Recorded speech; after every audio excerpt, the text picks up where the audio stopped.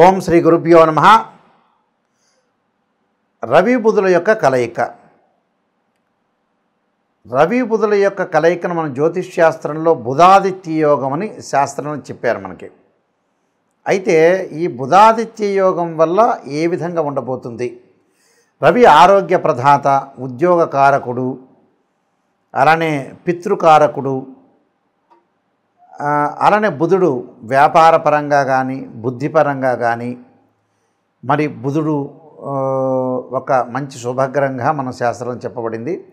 రవి బుధులతోటి ఏర్పడే యోగంలో ముఖ్యమైన బుధాదిత్య యోగం అంటే డెవలప్మెంట్ కానీ అభివృద్ధి కానీ వ్యాపారం కానీ ఒక స్టార్ డమ్ము కానీ ఒక స్టార్ స్టేటస్ రావాలంటే మనకి గజకేసరి యోగంతో పాటు బుధాదిత్య యోగాలు, లక్ష్మీ యోగాలు, చంద్రమంగళ యోగాలు ఇలాంటి యోగాలన్నీ కూడా జ్యోతిష్ శాస్త్రం ప్రకారంగా చెప్పబడ్డది. అలానే పంచమహాపురుష యోగాలు కూడా మంచి యోగాలనే ఉన్నాయి.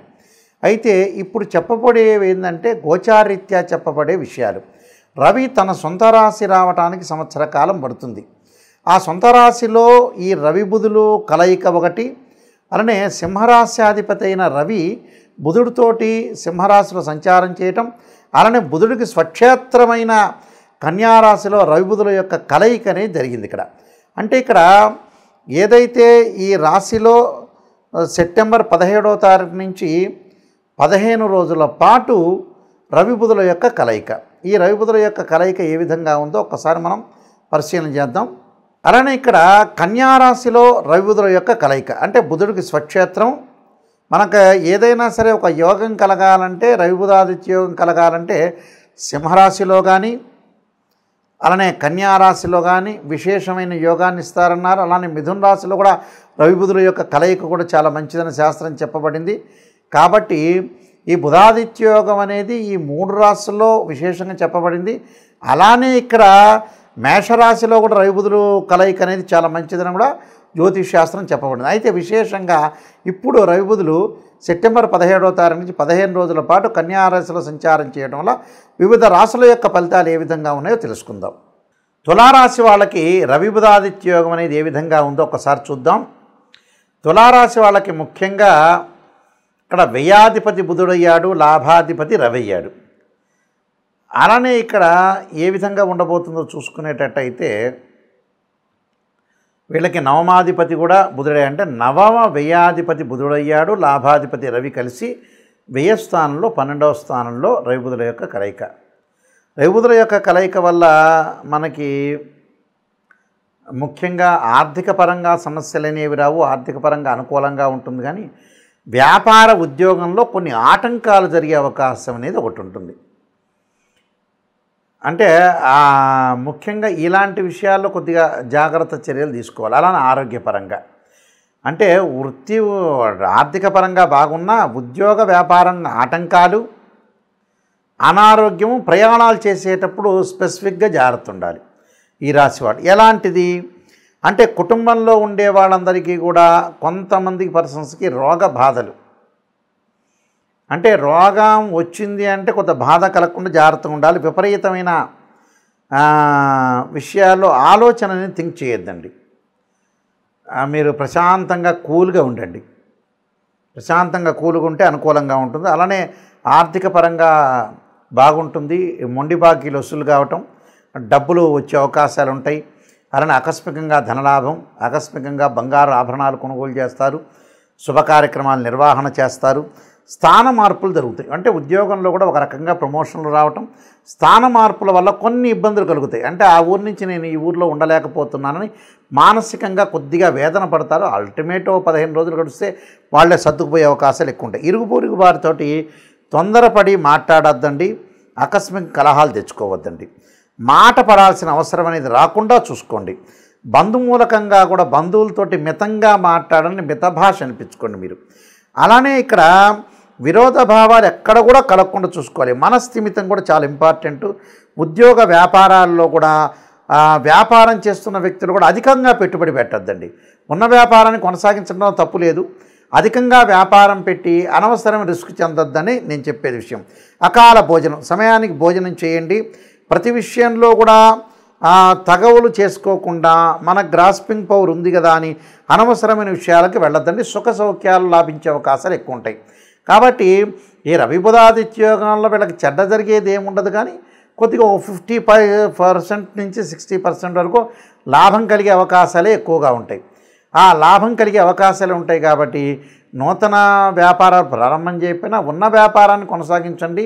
ఉద్యోగపరంగా కొన్ని ఇబ్బందులు రాకుండా చూసుకోవాలి. అయితే కేవలం ఉద్యోగము, వ్యాపారం, అనారోగ్యం, ప్రయాణాలు చేసేటప్పుడు అతివేగం అనేది పనికిరాదు. ప్రయాణాలు చేసేటప్పుడు కూడా కొన్ని ఇబ్బందికరమైన వాతావరణం వచ్చే అవకాశాలు ఒకటి ఉంటాయి. కాబట్టి ఇలాంటి విషయాలు కొద్దిగా నేను చెప్పే రెమెడీస్ అనేవి మీరు పాటించండి. ఆ రెమెడీస్ వల్ల కూడా మీకు మంచి జరిగే అవకాశాలు ఎక్కువగా ఉంటాయి. కాబట్టి తప్పకుండా మీరు పాటించండి, ఖచ్చితంగా మంచి జరుగుతుంది. ఈ రాశుల వాళ్ళు ముఖ్యంగా రవి ఉద్యోగ కారకుడు అంటారు, పితృకారకని ఇందాక చెప్పినట్టుగా ఈ రవి బుధుల యొక్క యోగం వల్ల కొన్ని సుఫలితాలు అనేవి చాలా ఎక్కువగా సుఫలితాలు జరుగుతాయి. అంటే ఉద్యోగపరంగా ఇబ్బందులున్నా, అలానే ఆరోగ్యపరంగా ఇబ్బందులు కలుగుతున్నా కూడా మీకు ఒక్కొక్క రాశి వాళ్ళకి ఒక్కొక్క రకమైన మేలు, మంచి చెడులు చేసే అవకాశాలు ఉంటాయి. కాబట్టి ఖచ్చితంగా మీరు సూర్యుడి యొక్క అనుగ్రహాన్ని బాగా పొందాలన్నా, మంచి ఉద్యోగాలు లభించాలన్నా, ఉద్యోగపరంగా ప్రమోషన్ లాభించాలన్నా కూడా రవి యొక్క అనుగ్రహం కావాలంటారు. పాత రోజుల్లో మనం హస్తరేఖల్లో చూపించుకునేటప్పుడు సన్లైన్ అంటారు, సూర్యుడి యొక్క రేఖ ఉండాలంటారు. ఈ సూర్యుడి యొక్క రేఖ ఉండాలి అని అంటారు. ఎందుకంటే కారణం ఏంటంటే వృత్తిపరంగా అనుకూలంగా ఉండాలి. వృత్తిపరంగా అనుకూలంగా ఉంటే మన ధనం వచ్చే అవకాశం ఒకటి ఉంటుందని అర్థం. దాన్ని మనం చూసుకునేటట్లయితే సూర్యుడు అనుకూలంగా లేకపోయిన వ్యక్తులు సూర్య నమస్కారాలు చేయటం, అలానే సూర్యుడికి సంబంధించిన హోమాలు చేయటం ఒకటి. మనకి నవగ్రహాల్లో సూర్యుడు ఉంటాడు. ఆదివారం రోజున సూర్యహోరని ప్రాతకాలంలో ఉంటుంది. నవగ్రహాల యొక్క ప్రదర్శన చేసి చక్కగా జపాకుసుమ సంకాశం కాశ్యపేయం మహాతుతిం తమోరిం సర్వపాపగ్నం ప్రణతోస్మి దివాకరం అనే మంత్రాన్ని చక్కగా చదువుకోవటం ఒకటి. వీలైతే ఆదిత్యాయుధ్నే సహస్రమూర్తాయ ధీమే తన్నో సూర్య ప్రచోదయాత్ అనే మంత్రాన్ని కూడా చక్కగా చదువుకోవచ్చు. దాంతోపాటు బుధుడు వ్యాపారపరంగా అనుకూలం లేని వ్యక్తులు ఖచ్చితంగా నారాయణాయుధ్నే వాసుదేవాయ ధీమే తన్నో విష్ణు ప్రచోదయాత్ అనే మంత్రంతో పాటు ఓం యక్షాయ కుబేరాయ వైశ్రవణాయ ధనధాన్యాధిపతే ధనం ధాన్య సమృద్ధిమే దేహిమే దాపై స్వాహ అనే మంత్రాన్ని, కుబేర మంత్రాన్ని చదువుకోవటం వచ్చి, లేకపోతే ఓం కుబేరాయ నమః అనే మంత్రాన్ని కూడా చదువుకోవటం వల్ల కూడా మనకు అనుకూలంగా ఉంటుంది. ఖచ్చితంగా నేను చెప్పినవి ఈ రెమెడీస్ అనేవి మీరు పాటించండి. రవి బుధుల యొక్క దోషం ఎవరికైతే ఉంటుందో ఆ దోషం తొలగిపోయి ఆరోగ్యము, ఉద్యోగము, వ్యాపార పరంగా అనుకూలంగా ఉండే అవకాశాలు ఖచ్చితంగా ఉంటాయి. ఇవి గోచారరీత్యా చెప్పబడే ఫలితాల్లో ముఖ్యంగా మనకి రవి 3, 6, 10, 11 స్థానాల్లో సుఫలితాన్ని ఇస్తాడు వాళ్ళ రాశి దగ్గర నుంచి. బుధుడు వచ్చేటప్పటికి 2, 4, 6, 11 స్థానాల్లో బుధుడు మంచి ఫలితాన్ని ఇస్తాడు. ఎందుకంటే రవి యొక్క కారకత్వాలను కూడా మనం గమనించినట్లయితే ఉద్యోగానికి చాలా ఇంపార్టెంట్గా చూసుకుంటాం, బుధుడు వ్యాపారానికి చూసుకుంటాం. కాబట్టి వాళ్ళ జన్మరాశి నుంచి ఈ రాశిలో నేను చెప్పిన రాశుల్లో ఉంటే చాలా అనుకూలమైన ఫలితాలు జరిగే అవకాశం ఉంటుంది. సో ఉదాహరణకి ఒక రాశి వాళ్ళకి బుధుడు వాళ్ళ రాశి నుంచి లెక్క వేస్తే 2, 4, 6, 11 స్థానాల్లో ఉంటే అనుకూలంగా ఉన్నట్టు గోచారీత్యా. అలానే రవిగ్రహాన్ని కూడా మనం ఎలా క్యాలిక్యులేట్ చేస్తాము? 3, 6 అంటే 1, 3, 6, 10, 11 స్థానాల్లో ఉంటే మంచి సుఫలితాన్ని ఇస్తాడు సూర్యుడు. సూర్యగ్రహం అనేది అనుకూలంగా ఉంటుందని మనకు శాస్త్రం చెప్పారు. కాబట్టి ఇలాంటివన్నీ కూడా మీరు దృష్టిలో పెట్టుకోండి. ఇవన్నీ కూడా గోచారరీత్యా చెప్పబడే ఫలితాలు అంటారు. ఈ గోచారరీత్యా చెప్పబడే ఫలితాల్లో ముఖ్యంగా సూర్యభగవానుడు 3, 6, 10, 11 స్థానాల్లో మంచి శుభాన్ని ఇస్తాడని అర్థం. 1వ దానిలో కొంత మిశ్రమైన ఫలితాలు ఇచ్చే అవకాశాలు ఎక్కువ ఉంటాయి. కాబట్టి ఇక రవి బుధులు ఏదైతే వీళ్ళ కన్యారాశిలో ఉన్నారో నేను చెప్పిన మీరు ఏదైతే పరిహారాలని పాటించడం వల్ల కూడా విశేషమైన యోగాలు కలిగే అవకాశాలు ఎక్కువగా ఉంటాయి. అలానే విష్ణు సహస్రనామ పాలన చేసుకోవటం అంటే, లలితా సహస్రనామ పాలన చేసుకోవటం, సూర్య నమస్కారాలు. ఆ సూర్య నమస్కారాల్లో కూడా ఓం సూర్యాయ గ్రహాయ స్వాహ అనే మంత్రాన్ని చదువుకోవాలి. అంటే ఓం ఆదిత్యాయ అంటే ఆదిత్యాయ సోమాయ మంగళాయ చ బుధాయ చ గురు శుక్ర శనిభ్యచ్చ రాహవే కేతు అనే మంత్రాన్ని చదవటంతో పాటు